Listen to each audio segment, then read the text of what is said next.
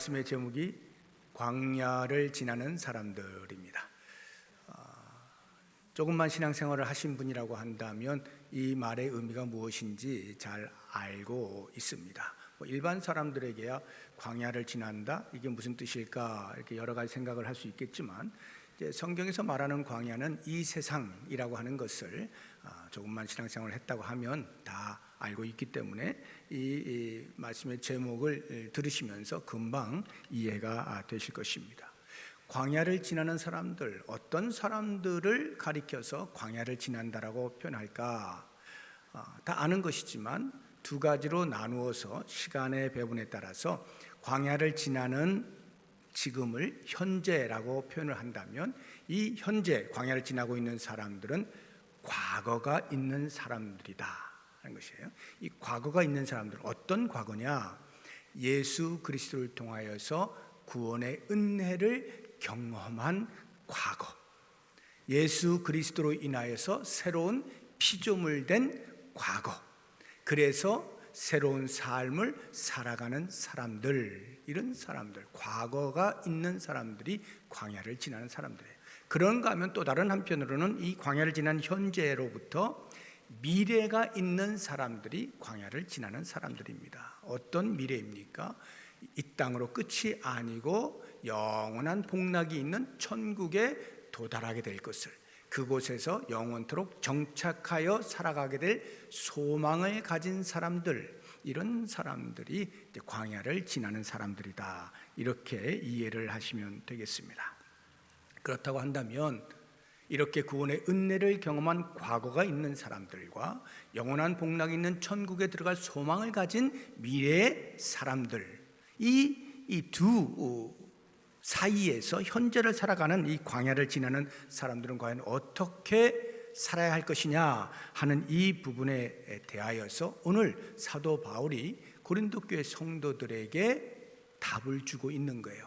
그 당시로 보면 그 당시 고린도 교회 성도들이 살아가고 있는 그 현재가 곧 광야를 지나고 있는 삶이죠.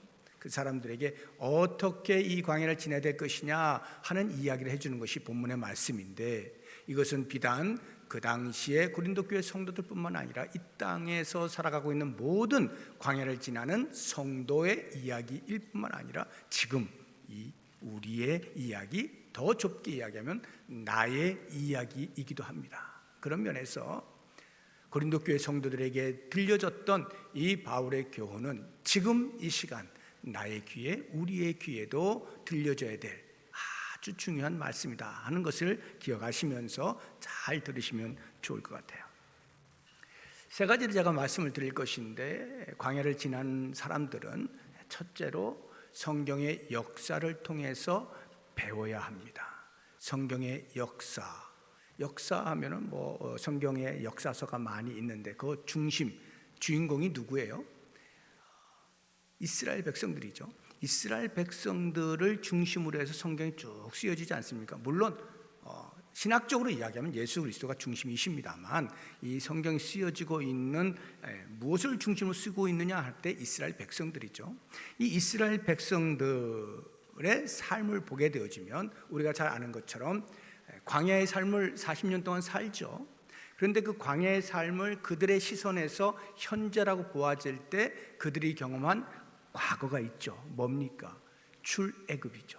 애굽에서 나오는 것, 노예 생활을 살던 그 애굽에서 탈출하는 과거가 있지 않습니까? 그런가 하면 그들이 광야에서 그렇게 살다 그냥 끝나는 것이 아니라 그들이 들어갈 미래가 있죠. 어디요? 가나안 땅. 하나님께 그들에게 약속하신 가나안 땅으로 들어갈 소망을 가지고 사는 사람들인 것을 우리가 잘 알고 있습니다. 그렇다고 한다면 이제 바로 이 이스라엘 백성들이 광야에서 어떻게 살았느냐 하는 것을 살펴본다면, 지금 이 광야 같은 현재의 삶을 살아가고 있는 우리들이 이렇게 살면 되는구나 하는 것을 금방 배울 수가 있겠죠. 그들이 애굽에서 나오게 되어져서 자유자로서 살아가게 되는 과거와 영원히 정착하게 될 가나안 땅을 향하여 나아가는 소망을 가진 그 현재의 삶을 사는 사람들처럼 우리 역시 마찬가지로 예수 그리스도를 통하여 구원함을 입은 자들로서 영원한 천국에 들어갈 소망을 가지고 지금 현재를 살아가고 있는 우리들, 그 이스라엘 백성들이 광야에서 어떻게 살았는가를 잘 살펴보면 지금 우리가 이 땅에서 어떻게 살아야 할지를 배울 수가 있다는 것이죠. 중요한 것은 이런 거예요. 광야의 삶에서 무엇을 배우느냐? 모든 사람이 애굽에서 나왔지만, 애굽에서 나와서 광야의 삶을 경험하지만 그 모든 사람이 전부 가나안 땅에 들어가지 않았다는 사실을 우리가 볼 필요가 있어요. 이것을 사도 바울이 두 단어로 대비해서 우리에게 보여주고 있는데, 다라고 하는 단어와 어떤 사람들이라고 하는 두 개의 단어를 반복적으로 사용하면서 대비하여 우리에게 보여주고 있어요. 1절에서 4절까지는 다라는 단어를 하나씩, 한 절에 하나씩 사용하고 있고요. 7절, 10절까지는 어떤 사람들이라고 하는 단어를 한 절에 한 번씩 사용을 하고 있어요. 한번 보겠습니다. 1절을 한번 보시죠. 형제들아, 나는 너희가 알지 못하기를 원하지 아니하노니 우리 조상들이 다 구름 아래 있고 바다 가운데를 지나며 하고 다라는 말을 쓰고 있죠. 애굽에서 나온 사람들이 전부 이걸 경험했다 이 말이에요. 두 번째 2절을 보시면 모세에게 속하여 다 구름과 바다의 세례를 받았다. 3절을 보시게 되면 다 같은 신령한 음식을 먹었다. 4절에 다 같은 신령한 음료를 마셨다. 이렇게 다 애굽에서 나온 모든 사람 전체를 다 일컬어서 말을 하고 있어요. 근데 실제로는 우리 이 한글 성경에는 4번으로 나와 있습니다만 원어 성경을 보면 5번이에요. 다가 1절에 이렇게 숨겨져 있어요. 한글 성경에 번역되지 않은 것입니다. 보시면 형제들아, 나는 너희가 알지 못하기를 원하지 아니하노니 우리 조상들이 다 구름 아래 있고 그 다음 바다 가운데를 지나며 할 때 그 앞에 다 바다 가운데로 지나며 할 이 다가 생략되어 있어요. 우리 한글 성경에는. 원어에는 여기에도 역시 마찬가지로 판테스라고 하는 다를 의미하는 헬라어가 들어있어요. 그래서 이게 총 5번이 쓰여져 있고, 그 다음에 7절부터 10절까지 보면 역시 한 절에 한 번씩 어떤 사람들이 소개가 되고 있는데 7절 한번 보세요. 그들 가운데 어떤 사람들과 같이 너희는 우상 숭배하는 자가 되지 말라 해서 전부 다 나오긴 나왔는데 그 가운데 제대로 살지 아니한 어떤 사람들이 있다는 것을 이야기해주고 있죠. 8절 보시면 그들 중에 어떤 사람들이 음행하다가, 9절 보시면 그들 가운데 어떤 사람들이 주를 시험하다가, 10절에 보시면 그들 가운데 어떤 사람들이 원망하다가 해서 이 어떤 사람들이 나옵니다. 티네스라고 하는 단어예요. 이렇게 판테스와 티네스라고 하는 두 단어를 연속적으로 반복하여 사용하면서 대비를 해 놓음으로써 과거를 경험한, 출애굽을 경험한 모든 사람들 가운데에서 전부가 다 미래를 획득할 수는 없다는 이야기입니다. 전부 다 가나안 땅에 들어가지는 않았다, 이런 이야기를 하고 있는 거예요. 그러면 그 어떤 사람들이 어느 정도이냐, 한 몇 퍼센트 정도나 될까? 그것을 5절이 우리에게 이렇게 힌트로 알려주고 있는데, 5절 보시면 그러나 그들의 다수를, 여기에 다수가 어떤 사람들이에요? 그러니까 어떤 사람들이 어느 정도냐? 다수라 이 말이에요. 상당히 많은 사람들, 그 사람들이 어떻게 됐다는 거예요? 하나님이 기뻐하지 아니하셨으므로 그들이 광야에서 멸망을 받았느니라. 그래도 여러분들이 아시는 대로 20세 이상 출애굽했던 사람들 가운데 20세 이상 제1세대 사람들은 여호수아와 갈렙을 제외하고는 다 죽죠. 가나안 땅에 아무도 못 들어갑니다. 오직 여호수아와 갈렙만 들어가고 2세대 백성들만 다 들어가는 거예요. 하나님을 기쁘시게 하지 못해. 그래서 광야에서 다 멸망을 당하는 일이 있는 것을 우리가 잘 알고 있습니다. 바로 이와 같은 이스라엘 백성들의 역사를 우리가 배워야 되는 거예요. 그 역사를 통해서 뭘 배워야 돼요? 사도 바울이 그 이야기를 하면서 고린도 교회 성도들에게 무엇을 교훈하고 있습니까? 광야에서 그들이, 이스라엘 백성들이 경험했던 것들이 있죠. 홍해를 건넌다든지 만나를 먹는다든지 물을 마신다든지 하는 이런 것들을요, 성내에 비유하여서 이야기를 해주고 있거든요. 굉장히 흥미롭습니다. 2절을 한번 보세요. 2절을 보시면 모세에게 속하여 다 구름과 바다에서 세례를 받고, 여기 구름과 바다에서 세례를 받았다는 게 어떤 사건을 말해요? 홍해 사건을 말하는 겁니다. 홍해를 건너는 그 사건을 가리켜서 세례라 이렇게 비유하여 이야기를 해주고 있는 거예요. 세례, 홍해에서 그 바닷속에 빠지면 죽는 거 아니에요? 그런데 거기서 나오잖아요. 다시 살아나잖아요. 세례라고 하는 것이 물세례를 받으면서 물에 잠겨서 내가 죽었고 이제 다시 부활하여 살아난 사람입니다. 이게 세례잖아요. 그 홍해를 세례로 비유하여서 이야기를 하고 있는 거예요. 또 다른 걸 보시면 3절, 4절을 보시게 되면 다 같은 신령한 음식을 먹었다. 이 음식이 뭐예요? 만나거든요. 이스라엘 백성들이 먹은 게 만나인데 이것을 신령한 음식이라고 표현함으로써 성찬을 가리키고 있는 거예요. 우리가 성찬에 떡을 뗄 때 신령한 음식으로 대하죠. 예수의 몸이라 상징하여서 대하는 거 아니에요? 그 다음 4절 보시면 다 같은 신령한 음료를 마셨다. 그들이 광야에서 물을 마신 것을 가리켜서 신령한 음료라고 표현을 하고 있는 것입니다. 이게 뭐예요? 성찬 때 잔, 포도주를 대하면서 그리스도의 피를 상징하여서 거룩한 음료, 이렇게 신령한 음료로 표현하고 있는 거예요. 그러니까 지금 사도 바울은 그들에게 고린도 교회 성도들에게 교훈하기 위하여 이스라엘 백성들의 그 삶을 이야기하는데 이것을 성례의 비유를 하고 있어요. 왜 그럴까요? 왜? 광야에서 그들이 경험했던 것을 왜 성례, 세례와 성찬에 비유하여 이야기를 했을까요? 세례와 성찬, 오늘날 예수 공동체, 예수님을 믿는다 하는 사람들이 모여서 시행하는 세례와 성찬 모두가 참여하잖아요. 여러분들 다 참여하시죠? 그렇게 참여한다 할지라도 그 가운데에서 그렇게 모두가 참여하고는 있지만 정작 하늘나라에는 전부 가지 못할 수도 있다는 거예요. 어떤 사람들이 발생할 수 있다는 거예요.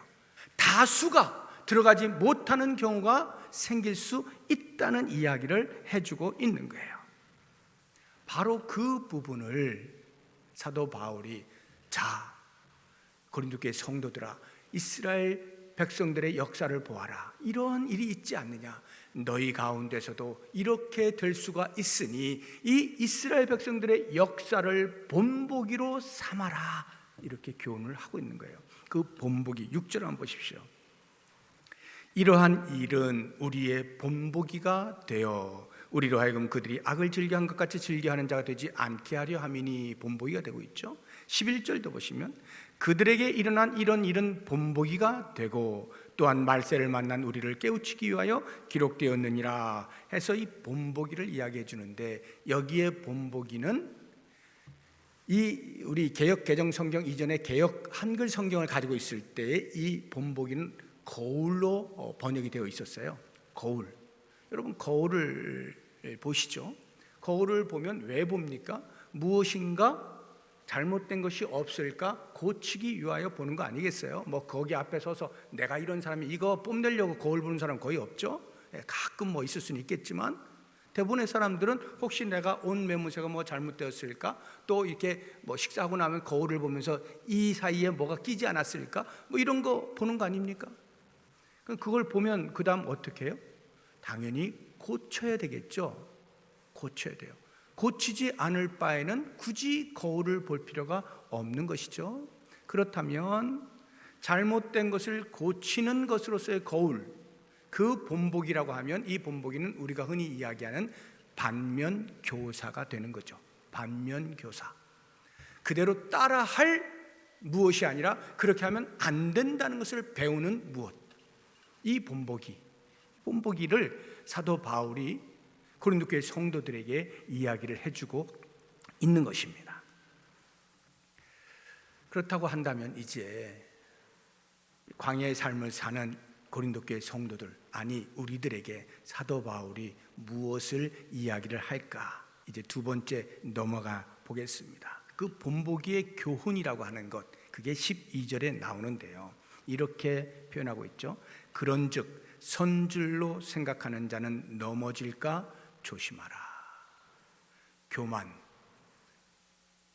교만을 경계하라는 거예요.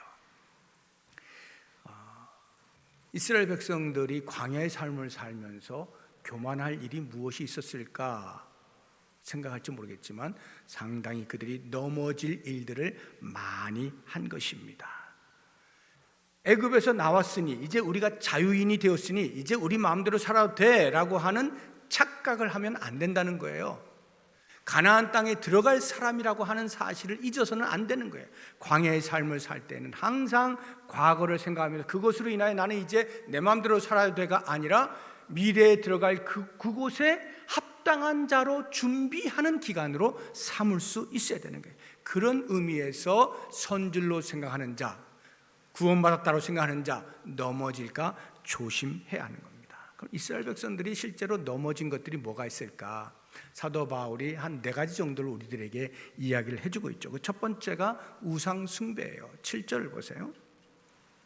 그들 가운데 어떤 사람들과 같이 너희는 우상 숭배하는 자가 되지 말라. 기록된 바 백성이 앉아서 먹고 마시며 일어나 뛰는다 함 같으니라. 이것은요, 나와서 시내산에서 모세가 십계명을 받기 위하여 시내산 꼭대기에 올라갔을 때에 산 아래에 있던 백성들이 아론을 부추겨서 금송아지를 만든 그 사건을 말하는 거예요.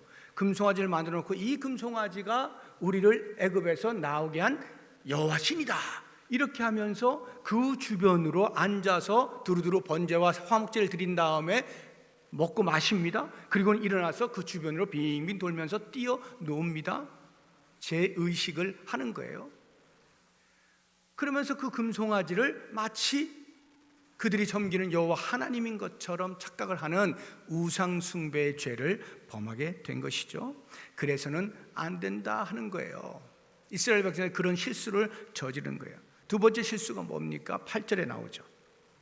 그들 중에 어떤 사람들이 음행하다가 음행하는 실수를 저지릅니다. 여기 음행은요, 이스라엘 백성들이 40년의 광야생활을 거의 다 마쳤을 때 이제 가나안 땅을 눈앞에 두고 시딤이라고 하는 곳에 머물러 있을 때 그 옆에 있던 모압을 바라보니 모압 여인들이 예쁘거든요.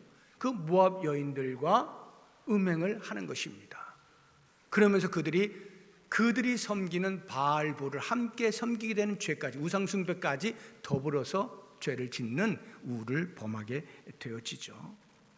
세 번째 9절에 보게 되어지면 그들의 실수가, 그들 가운데 어떤 사람들이 주를 시험하는 죄를 짓게 됩니다. 주를 시험한다. 여기 시험한다는 건 뭐냐면, 그들이 이제 눈앞에 이렇게 가나안 땅을 눈앞에 두고 이제 40년의 그 광야의 고생을 다 한 다음에 이제 우리가 들어간다 하는데 갑자기 하나님께서 단기간으로 이렇게 짧게 해서 들어갈 수 있는 그 길을 놔두고 빙 돌게 하신 거예요. 그러니까 그동안 40년 동안 참고 참았는데 이제 눈앞에 고지가 있는데 그것을 다시 돌아가라 말씀하시니까 화가 끝까지 난 겁니다. 도대체 우리 하나님이 어떤 생각으로 우리를 이렇게 하는가 하면서 막 원망을 쏟아내면서 이 광야에서 우리가 그동안 어떻게 먹고 살았냐, 겨우겨우 먹고 살았는데 이게 더 이상 이런 식물은 먹고 싶지도 않다, 싫다, 막 이렇게 한 거예요.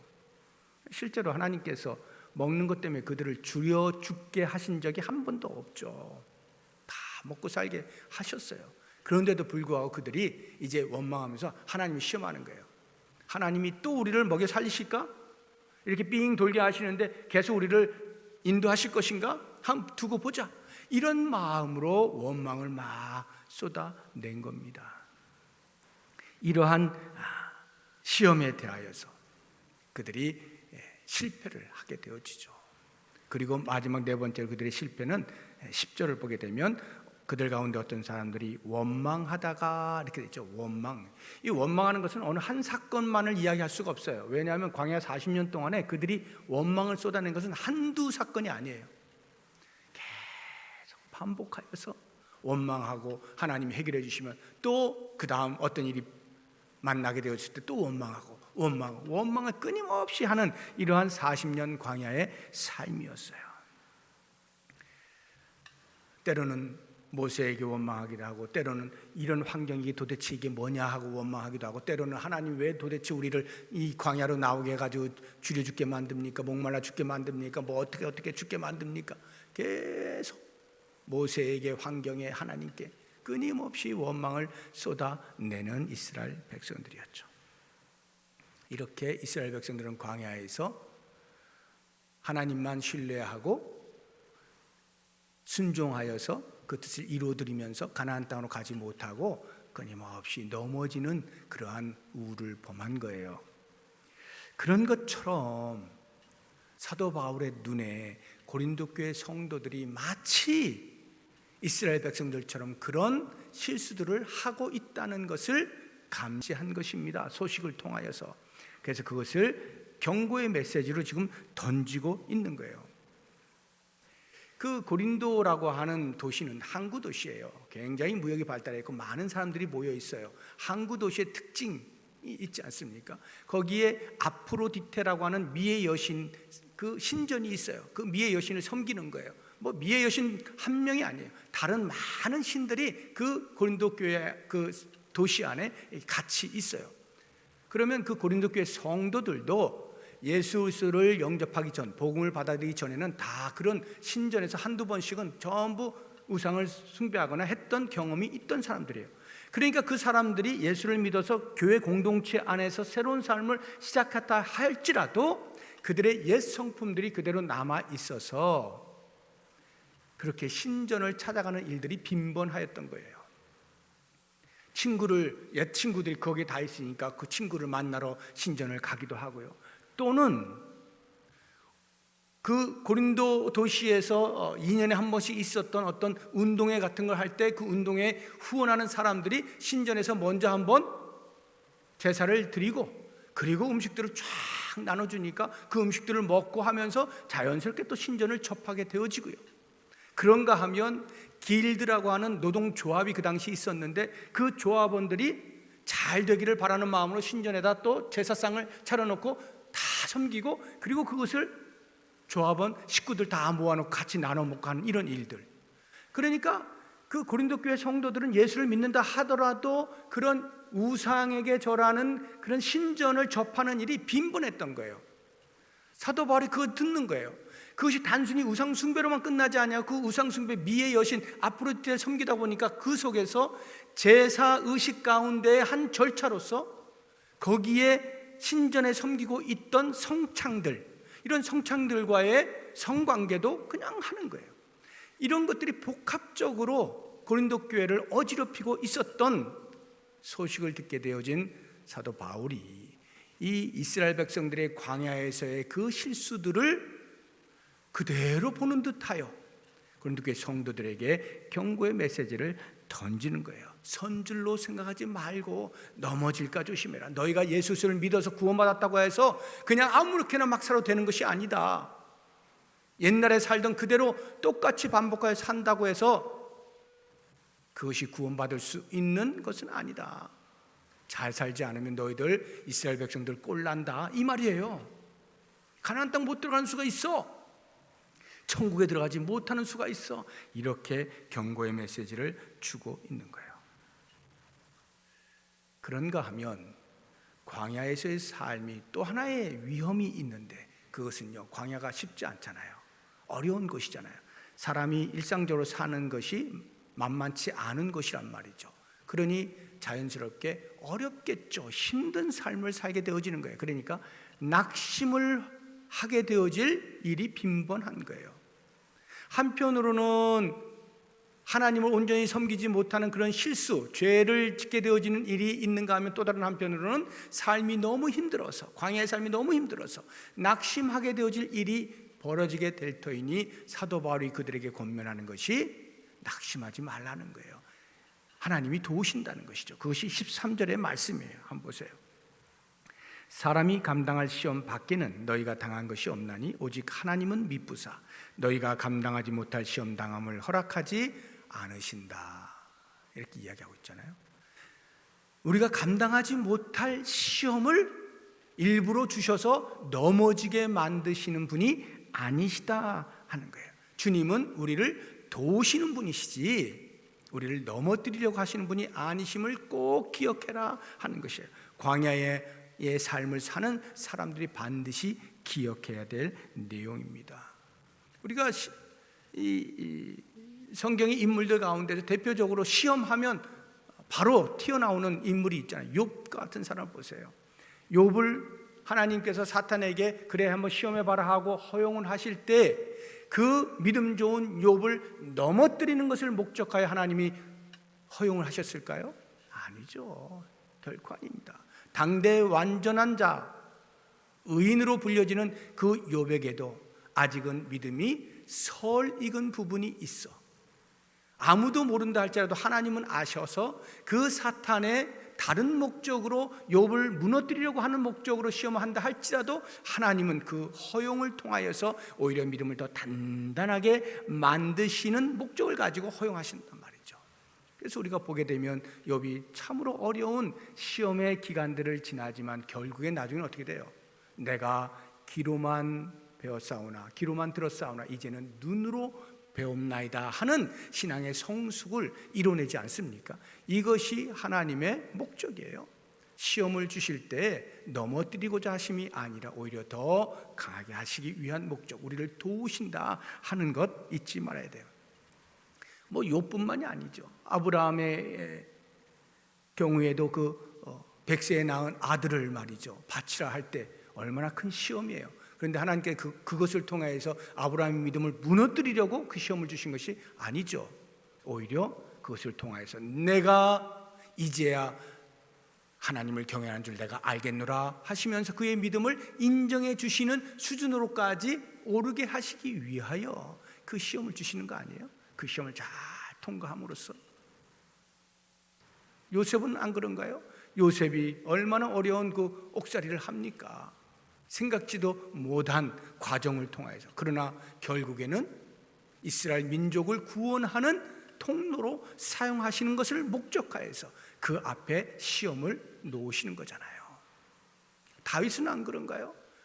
그렇게 선한 일을 하고 나라를 위해서 충성을 다했는데 그 왕 사울로부터 계속 도망을 다녀야 되는 신세가 되어지지만 그러한 시험거리는 다윗을 무너뜨리게 하시기 위함이 아니라 오히려 정말 이스라엘의 성군으로 세우시기 위하여서.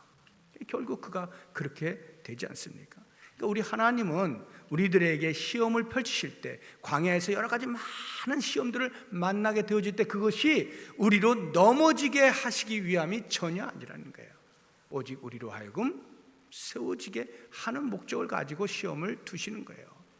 우리 예수님께서 우리의 연약함을 모른 척 외면하시는 분이 아니시잖아요.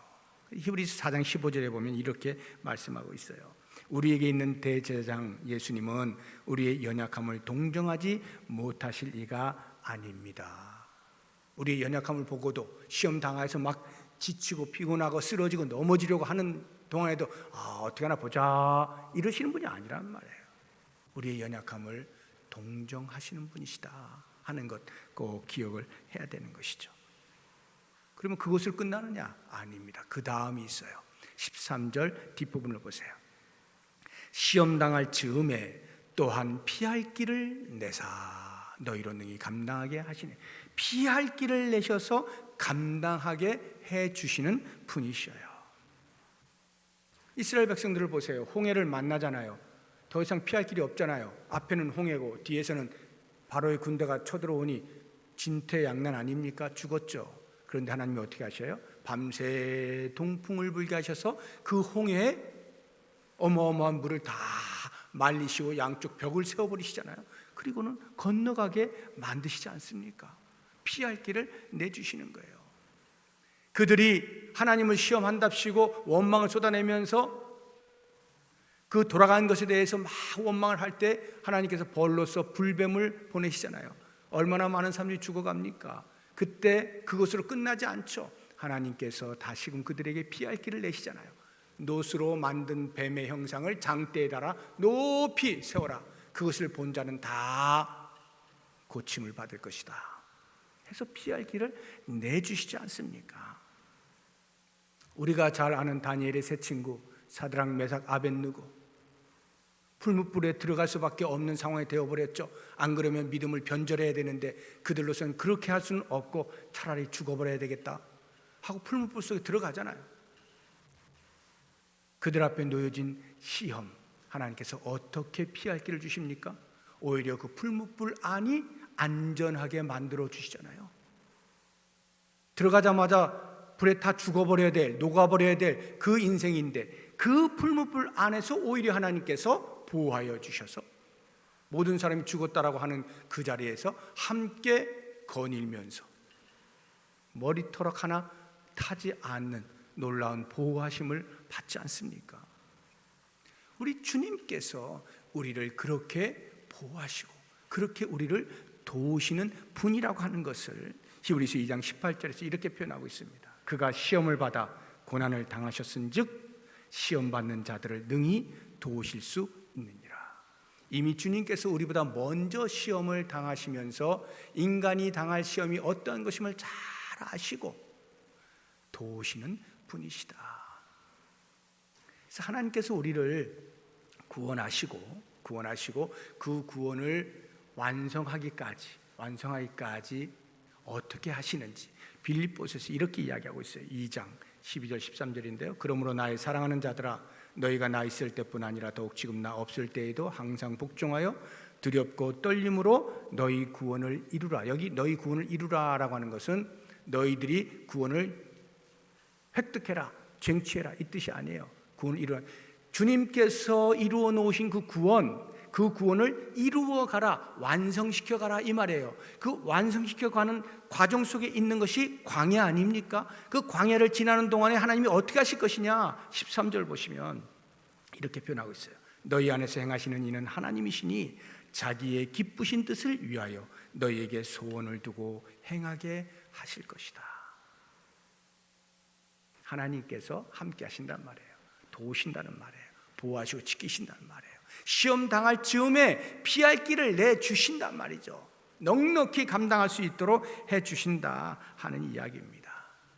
자, 이제 우리는 광야를 지나는 사람들로서 사도 바울이 고린도 교회 성도들에게 권면하였던 이것을 이제 나에게 주시는 교훈으로 받을 때가 되었습니다.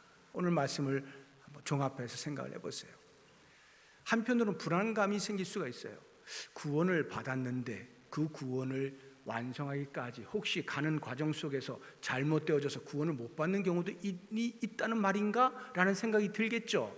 이것은 우리가 흔히 이야기하는 성도의 견인이라고 하는 교리에 반하는 내용입니다. 성도의 견인이라고 하는 교리는 하나님께서 한번 구원하신 자는 그 구원이 변개하지 아니하고 끝까지 간다는 것이 성도의 견인이라는 교리예요. 우리는 그것을 믿는 사람들이에요. 받아들인 사람들이에요. 그런데 지금 사도 바울의 이야기를 통해서 보면 그렇지 않잖아요. 지금 이스라엘 백성들 애굽에서 나왔는데 전부 다 가나안 땅에 들어간 것이 아니었잖아요.